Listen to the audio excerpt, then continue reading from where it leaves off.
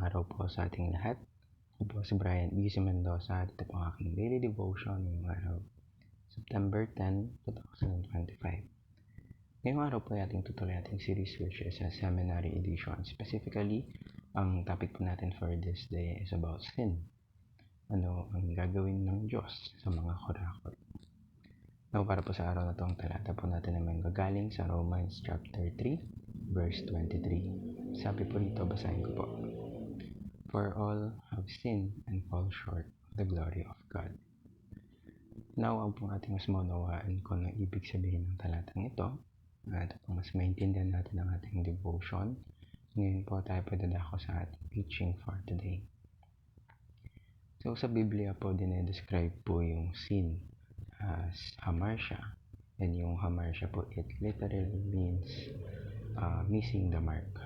So, kumbaga, you're like aiming at the target of God's holiness, but at the same time, you are falling short every time. So, no matter kung ano man yung ginagawa mo, kung malit man or malaki, yung sin, it separates us from Him.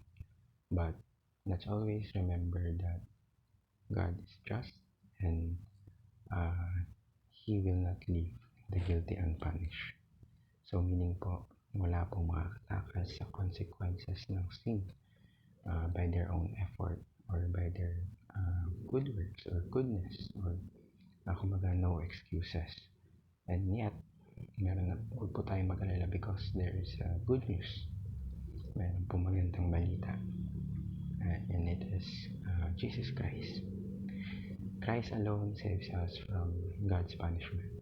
Doon po sa krus ng Kalbaryo.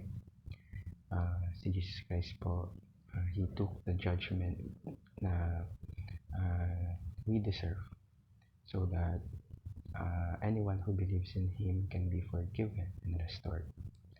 Ngayon po tayo padadako sa ating application. So ano nga ba yung mga dapat nating gawin or apply sa ating buhay? So first po, repudiate the belief that God balances good and evil.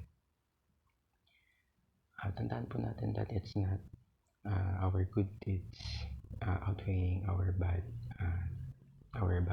deeds. And yung salvation po natin, it is only through Christ. Hindi po natin makakamit ng salvation ng tayo lang or gamit lamang ng sarili natin. Ikalawa po, remember that all sin has a day of reckoning. So don't take sin lightly. Mong i-take lightly yung kasalanan. Or wag mong isipin na kaya mong masave yung sarili mo ng gamit lang or na umaasa ka lang sa sarili mo. Because God sees it all. Nakikita ng Diyos lahat. At ikatlo po, renounce all sins and pray for spiritual breakthroughs.